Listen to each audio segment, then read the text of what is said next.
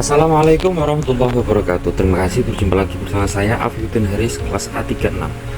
Di sini saya akan memberikan presentasi terkait dengan mata kuliah fikih muamalah.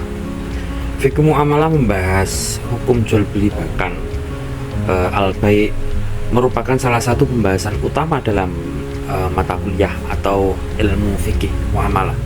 Fikih muamalah mengatur berbagai bentuk hubungan antara manusia dengan manusia, antar manusia, seperti al-bai', jual beli, ijarah, sewa menyewa, qard, utang piutang, rahan, gadai, syirkah, kerjasama usaha, wadiah, titipan, hibah, wakaf, zakat, dan sedekah. Sering dibahas di dalam fikih ibadah dan juga memiliki aspek muamalah sosial.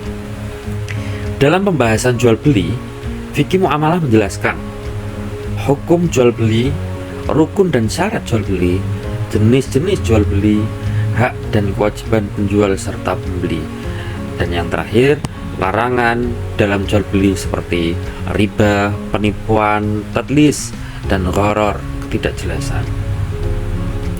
Baik, di sini saya akan memberikan penjelasan dari masing-masing bentuk hubungan atau bentuk usaha transaksi antar sesama manusia. Yang pertama adalah al-bai' atau jual beli.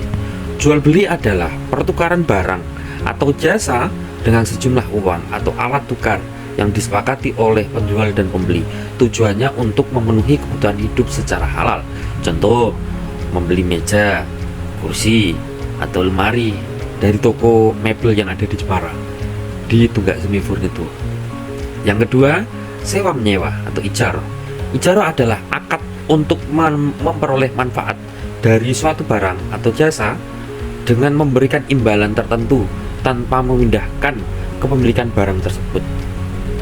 Ya, dulu dipahami bahwa ijarah ini adalah sewa menyewa dan barang yang disewa tidak boleh dipindah tangankan. Contohnya, menyewa rumah tidak boleh dijual, ya. Menyewa kendaraan tidak boleh dijual kendaraannya atau dipindah tangankan atau digadaikan, atau membayar jasa tukang. Itu adalah penjelasan tentang ijarah, sewa menyewa. Yang ketiga adalah utang piutang, qard. Qard adalah pemberian pinjaman kepada seorang yang wajib dikembalikan sejumlah yang dipinjam tanpa tambahan yang disyaratkan. Contoh, meminjam 1 juta kepada teman dan mengembalikannya sebanyak berapa yang dipinjamkan, yaitu 1 juta. Tidak boleh ada tambahan dan juga tidak boleh ada pengurangan. Yang keempat yaitu rahan atau gadai. Rahan adalah menahan suatu barang sebagai jaminan atas utang yang diberikan pada seorang. Contoh, menggadaikan sepeda motor sebagai jaminan pinjam uang. Nah, itu yang dibolehkan. Yang kelima adalah kerjasama usaha atau syirkah. Syirkah adalah kerjasama antara 2 orang atau lebih untuk menjalankan usaha dan pembagian keuntungan dan risiko sesuai kesepakatan. Contohnya, 2 orang membuka usaha mebel bersama dengan modal yang disepakati. Nah, ini dinamakan syirkah. Nanti untuk pembahasan keuntungan nanti dibahas 50-50 atau berapa nanti disepakati oleh kedua belah pihak. Yang keenam adalah wadiah atau titipan. Wadiah adalah akad penitipan barang atau uang kepada pihak lain yang dipercaya untuk menjaganya. Contohnya, menitipkan sepeda kepada tetangga saat bepergian atau menabung di bank syariah dengan akad wadiah atau menitipkan barang atau uang. Yang ketujuh adalah hibah. Hibah adalah pemberian suatu barang atau harta kepada orang lain secara sukarela ketika pemberi masih hidup tanpa mengharapkan imbalan. Contohnya, orang tua memberikan sebidang tanah pada anaknya sebagai hadiah. Itu namanya hibah.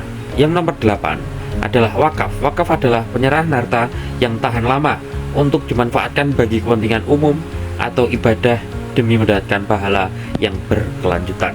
Contohnya, mewakafkan tanah untuk pembangunan masjid atau sekolah secara terus-menerus. Yang memberikan wakaf